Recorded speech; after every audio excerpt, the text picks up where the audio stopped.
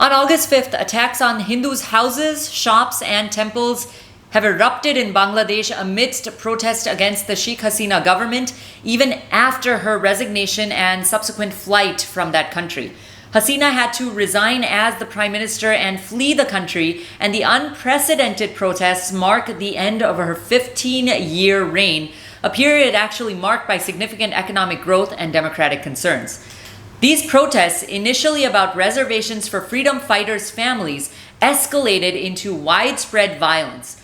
The Minister of External Affairs, Dr. S. Jaishankar of India, expressed concerns over the attacks on minorities. Now, videos and photos circulated on social media and are circulating still, showing extensive damage as well as personal accounts of violence, including attempted rape and arson. Notably, several Hindu temples and an Indira Gandhi cultural center were also destroyed. The situation still remains chaotic, with numerous Hindu families in hiding as well as others seeking urgent assistance. Now, social media played a significant role in bringing these atrocities to light, with users sharing first-hand accounts and visual evidence of this destruction. One video shared by an ex-user captured a woman's desperate plea in Bangla as she witnessed a temple being destroyed.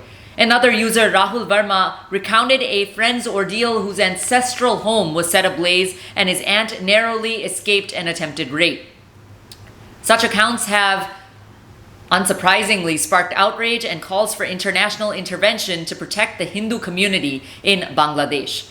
Now, prominent figures as well as organizations have also raised their voices here.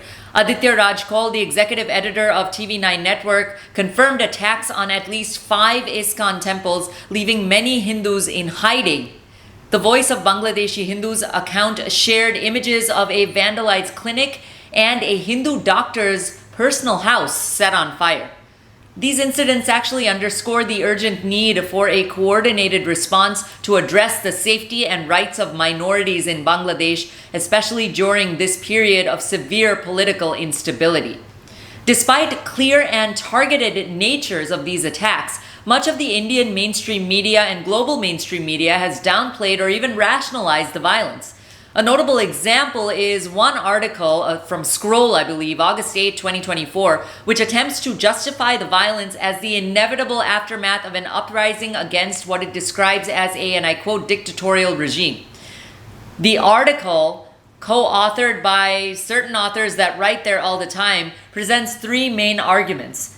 Number 1, that violence is a natural consequence of revolutions, that Hindus were targeted because of their perceived support for the Awami League, and that the attacks were primarily motivated by looting rather than religious hatred. That's totally off.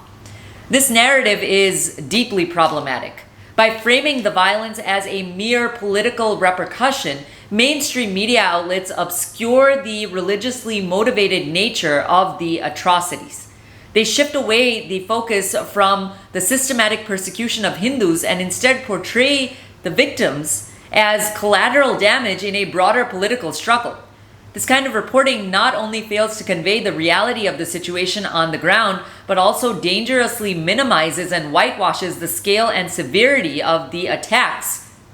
Mainstream media goes even further, insinuating that reports of the violence are exaggerated or fabricated by Hindutva elements in India, thereby dismissing the documented testimonies as well as evidence provided by the victims on social media.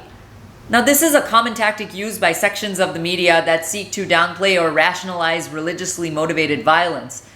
By offering a selective and skewed interpretation of these events, though, these outlets provide ideological cover for the perpetrators, effectively whitewashing the ongoing atrocities. The broader issue here is the lack of objectivity in mainstream media reporting. The role of the media is to report the truth, to convey what is actually happening on the ground, and to hold those in power accountable. However, when these media outlets choose to selectively report or whitewash events, they fail in their duty to inform the public accurately and impartially. This lack of objectivity not only distorts public perception, but also undermines the very principles of journalism and journalism ethics. In the case of the ongoing violence in Bangladesh, the failure of certain media outlets to report the truth has serious consequences. By downplaying the religiously motivated attacks on Hindus there, they contribute to a culture of impunity where such violence can continue unchecked and unchallenged.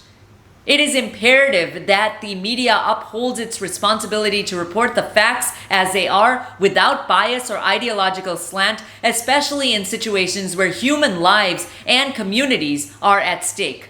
For PGurus, this is Priyanka Deo signing off. Namaste.